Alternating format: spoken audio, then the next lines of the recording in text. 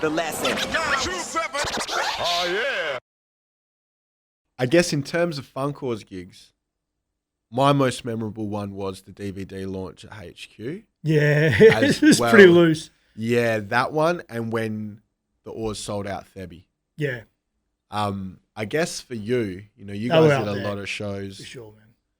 And why? Just because it was packed? Yeah, they're the hectic biggest, and- like obviously those are the biggest things. And the HQ gigs weren't as big as Thebby in terms of numbers, but they were more vibe. They were tightly packed and things like that. So that, when you're doing a DVD kind of launch, it's like a bit of a different thing, you know what I mean? They were good times. They were the peak of the gigs. I think through that 2009, 2010 era is where the peak of the gigs were, you know what I mean? In terms of the best stage shows and the most,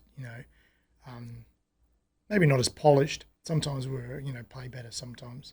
But after like a whole tour, you do like 30 shows or whatever. That 30th show, I think Groove in the Mood gigs as well. We did a Groove in the Mood tour. We did the final one over in Perth. That was a rip snorter. I think Draft and P got up on stage as well. And because it was the end of the kind of tour and it was like big festival crowds that just, they'd just jump. And that was a rip snorter of a gig. That was a really good one. Now, Funkoars, memorable moments, funny stories on tour, in studio. Because I know that everyone thinks of the Oars as the dudes who were just loose and party, and imagine that off stage, you guys were probably more raucous than you were on stage. Yeah, some fucked up shit went down. Anything that you can sort of shed a bit of light on without? Nah, I'm not going to delve into any of those stories, man. They're going to die as legends.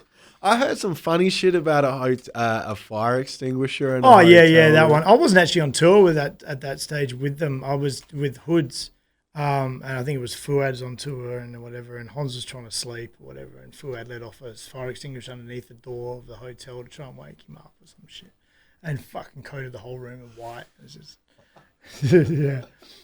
yeah. There was some early time. There was some very interesting gigs. There's I think it was at the Hotel Crown or whatever. Like, this would have been Terminal 9 gig or something like. No, Fresh Produce Festival. It was Brand and Flagrant put on a gig. This is back in Who's Your Stepdaddy days. They paid us to come over to Melbourne, and we did a show in Melbourne, and we didn't have any money. Seti's mum paid for us to stay at this 5-star hotel. It was like the Crown or something in Melbourne, and we fucked that place up. We drank so much booze, and we went downstairs. I think we stole every single fucking cushion out of the lobby that we could on every single chair in the lobby and took it up to our room, and our room was just cushions.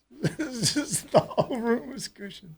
And they were so polite. They'd be, can we have our cushions back, please? And we were drunk. Yeah, you'll get them. We're going to take them back. Yeah, can we really have our cushions back? That's as far as I can remember. It might have been a bit different than that. I was pretty hazy. We were real drunk that weekend. Real drunk. The lesson. Oh, yeah.